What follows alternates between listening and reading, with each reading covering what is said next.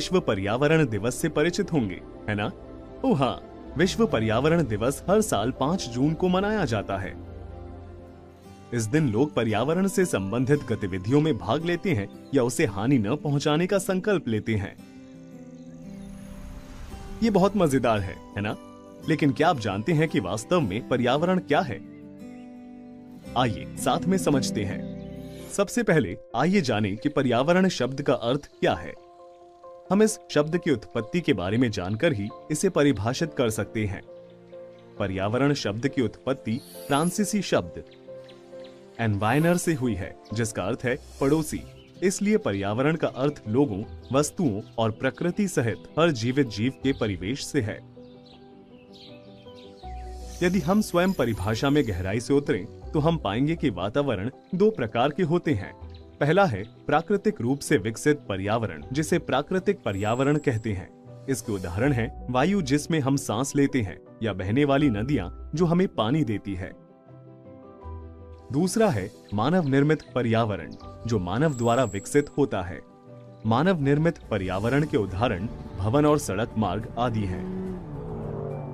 आइए प्राकृतिक पर्यावरण पर विस्तार से चर्चा करें। प्राकृतिक पर्यावरण यह एक व्यापक शब्द है जिसमें 4 क्षेत्र शामिल हैं। ये 4 क्षेत्र हैं स्थल मंडल, जल मंडल, वायुमंडल और जीव मंडल। आइए एक एक करके इन पर चर्चा करें। स्थल मंडल। लिथो का अर्थ है पत्थर और स्फीयर का अर्थ है सतह, जो इस शब्द की हमारी समझ को स्पष्ट करता है। इस प्रकार स्थल मंडल पृथ्वी की बाहरी परत है जो चट्टानों और खनिजों से बनी है और मिट्टी की एक पतली परत से ढकी होती है।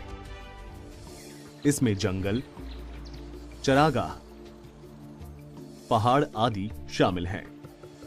अगला है जल मंडल। हाइड्रो शब्द का अर्थ जल है, जो ग्रह पर जल की कुल मात्रा को दर्शाता है। इसमें पृथ्वी की सतह पर जल, भूमिगत जल और वातावरण में जल नमी के रूप में शामिल है। किसी ग्रह का जल मंडल 3 रूपों में हो सकता है।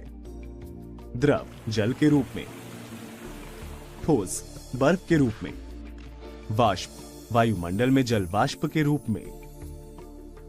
अगला है वायुमंडल। यह वायु की एक परत है जो पृथ्वी को ढकती है। यह ऑक्सीजन, नाइट्रोजन, कार्बन डाइऑक्साइड और जल वाष्प जैसी कई गैसों से बनी होती है। पृथ्वी का गुरुत्वाकर्षण बल अपने चारों ओर के वायुमंडल को घेरता है।